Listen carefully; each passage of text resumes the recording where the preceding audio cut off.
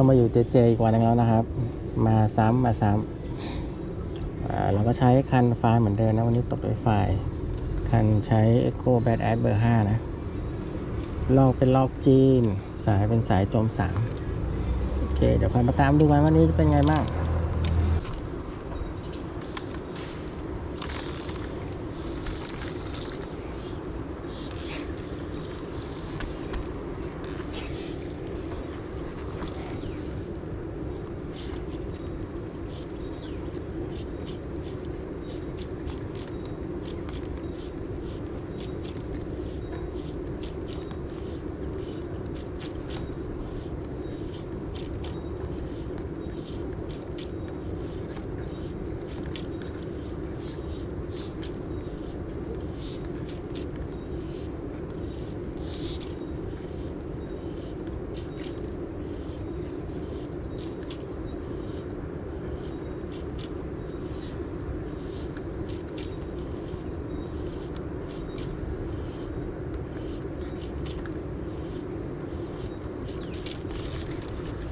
ตัวแรงมาแล้วครับ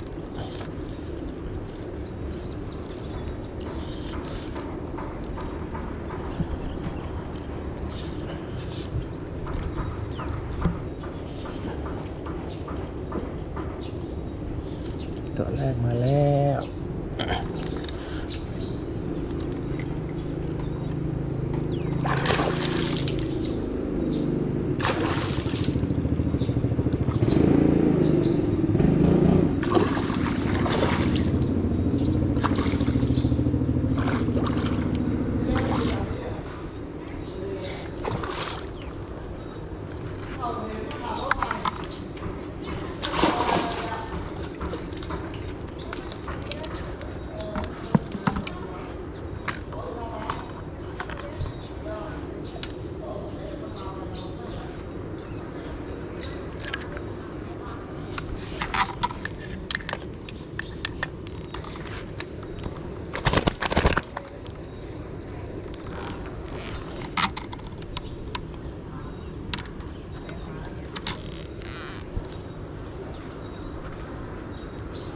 ตัวแรกโอเค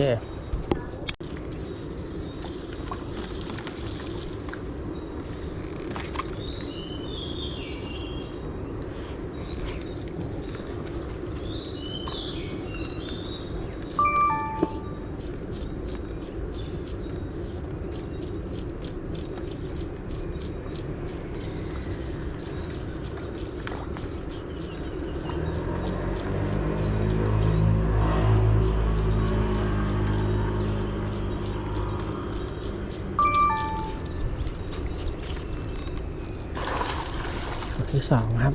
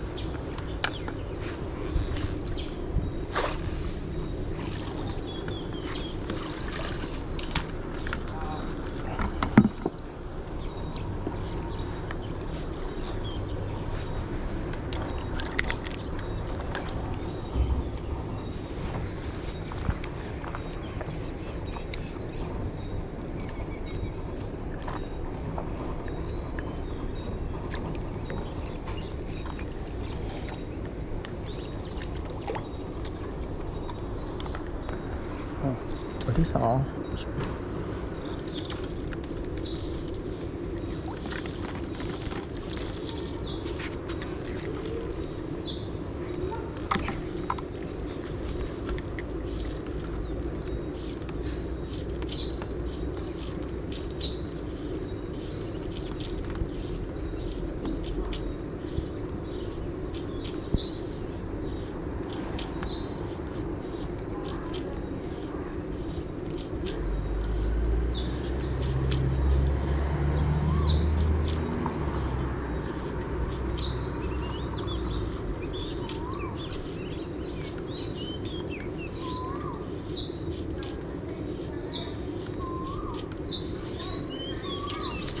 ที่ 3ครับ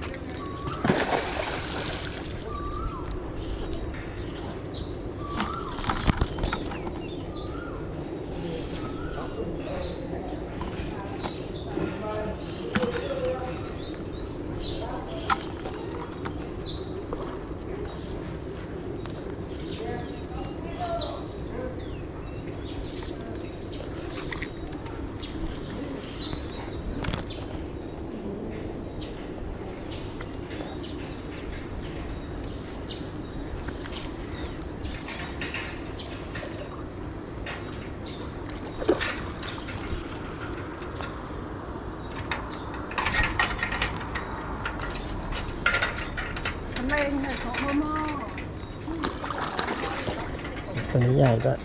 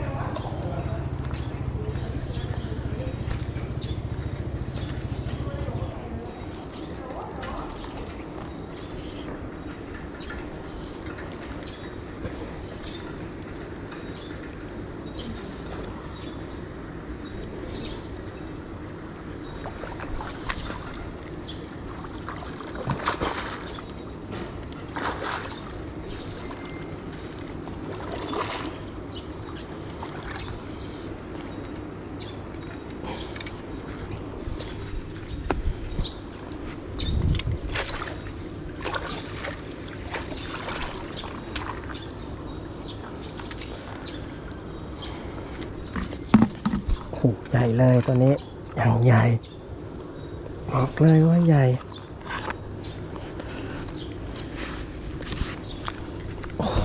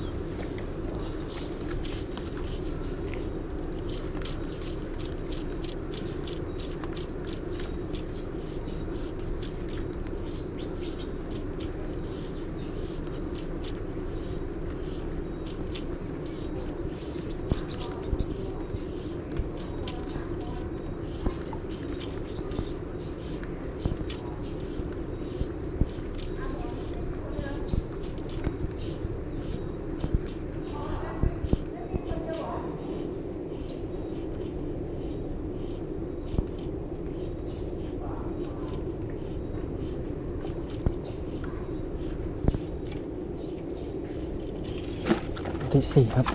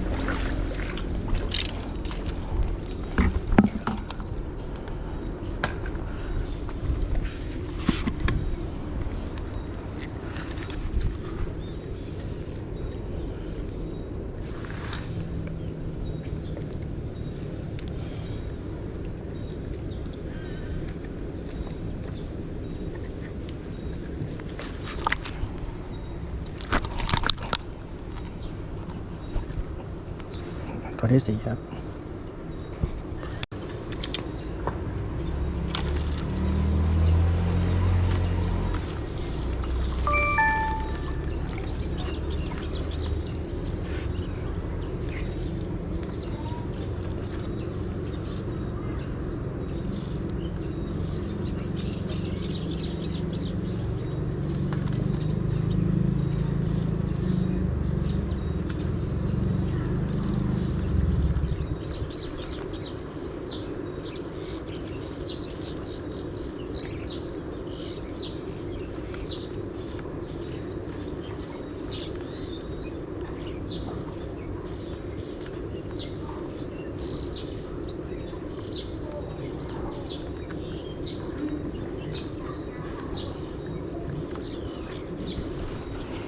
ที่ห้าครับ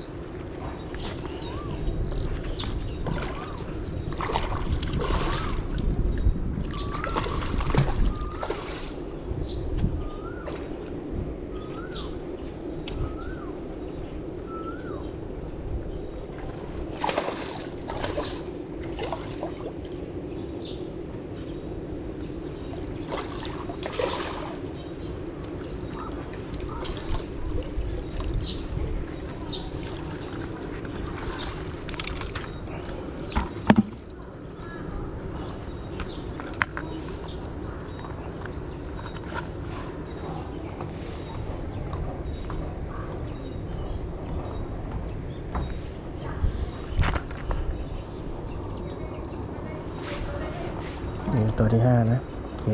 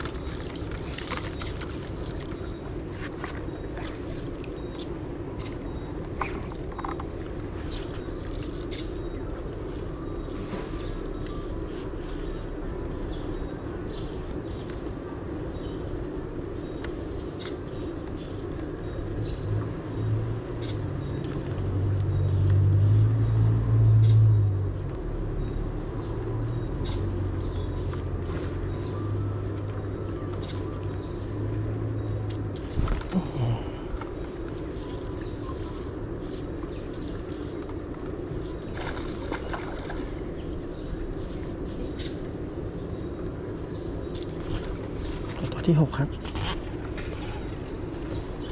โอ้มีไซส์ด้วย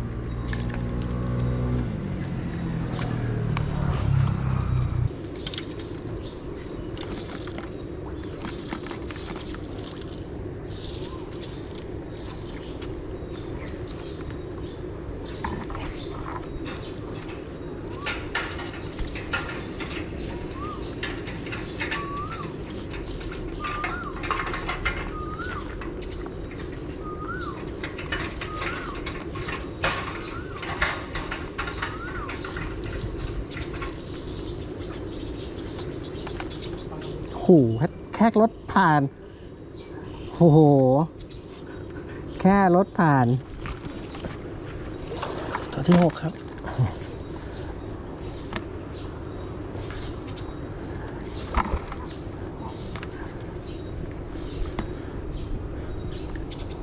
ไม่รู้ตัวที่ 6หรือตัวที่ 7ไว้ฮะนี่จำไม่ได้ละ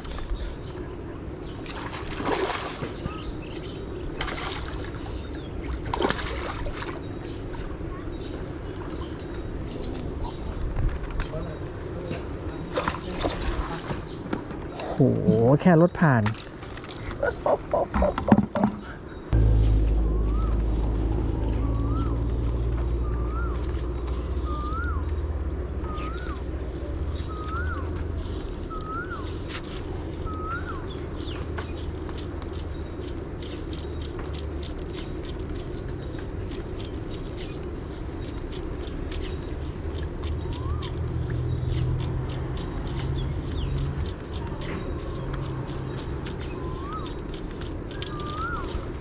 ตรวจแล้วครับ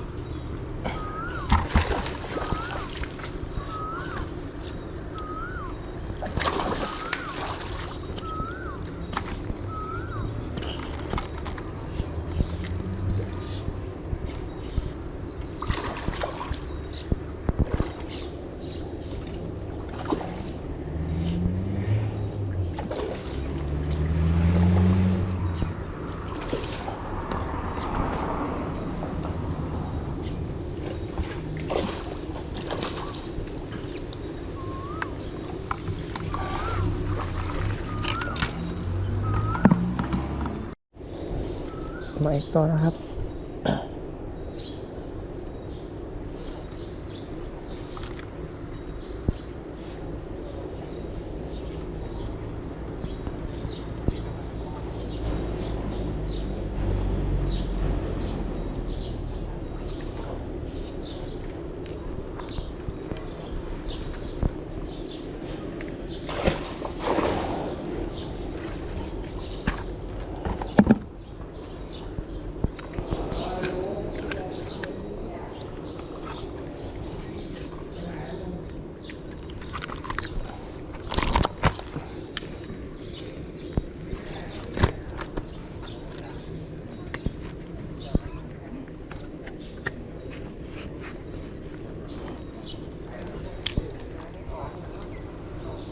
โอเค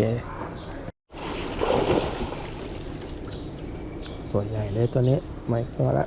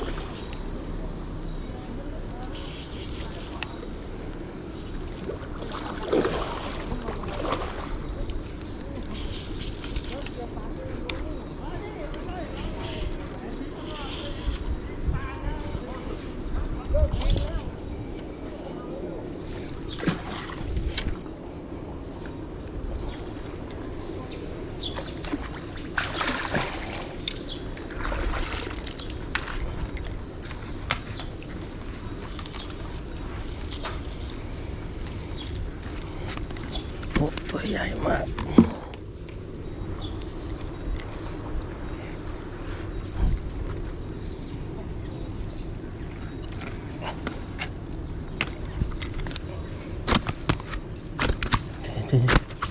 ใจเย็นใจเย็นใจเย็นใจเย็น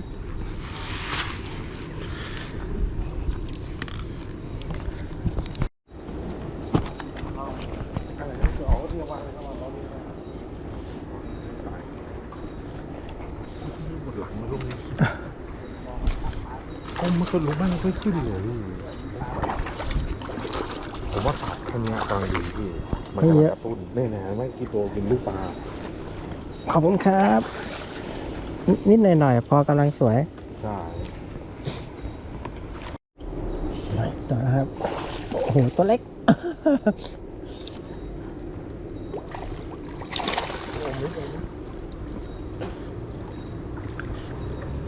ได้พี่ ได้ครับ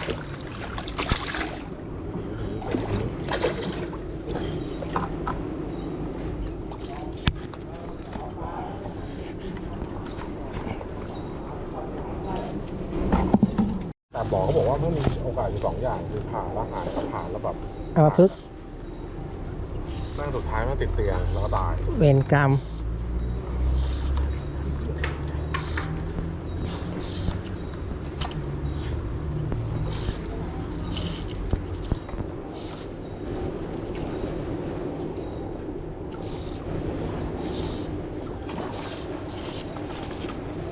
คดีนี่ถ้าลูกไม้เลยพี่ เป็นบางจังหวะ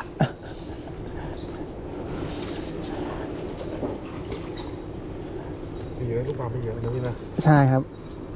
สวยเลยกัดไม่พูดถึงเลยอันนี้สีเดียวที่พี่ซื้อให้ผมไปปะ ใช่ครับสีเดียวกันเลย เนี่ยทำเองป่ะเนี่ย ทำเอง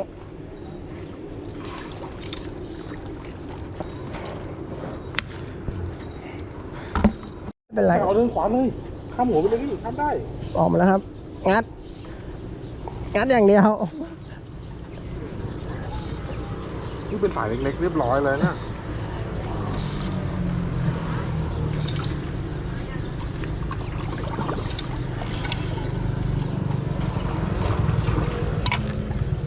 โอ้โหพี่ตาย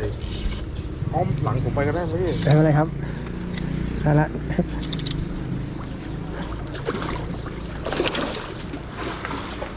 แต่ได้ไหมโอ้ยมีกรามด้วยตายได้แล้ว ไม่ยอมเว้ย เฮ้ยเสาวางเสาพี่ได้เราออกแล้วแล้วหรือที่ปลายทิ่มเสาเลยพี่เอาลูกมา โอ้โหยังดื้อแท้ขอบคุณครับ เป็นรอยไหมเนี่ยพี่สาย ไม่เป็นไรครับ เดี๋ยวต้องดูก่อน มันเป็นโดนเสาปูนนี้ด้วยนิดนึงเนี่ยขันอยู่นู่นพี่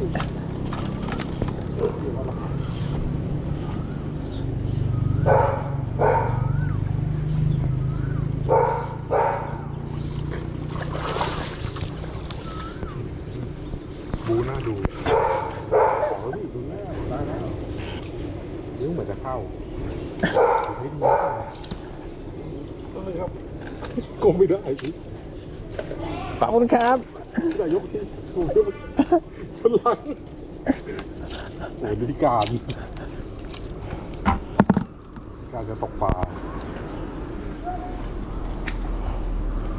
ใช้ดีอย่างนี้ หมูแหลกโอ้โห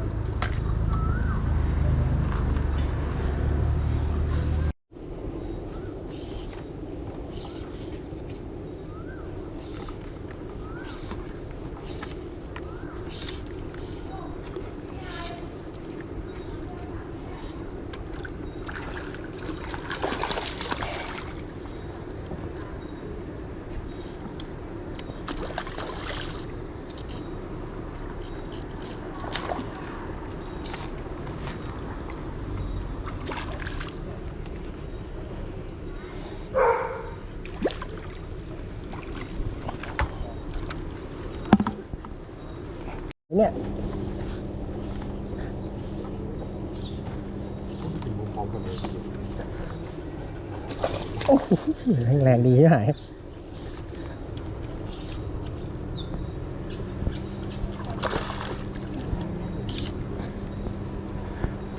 สีแดงสีดำขาวขาวหน้าขาว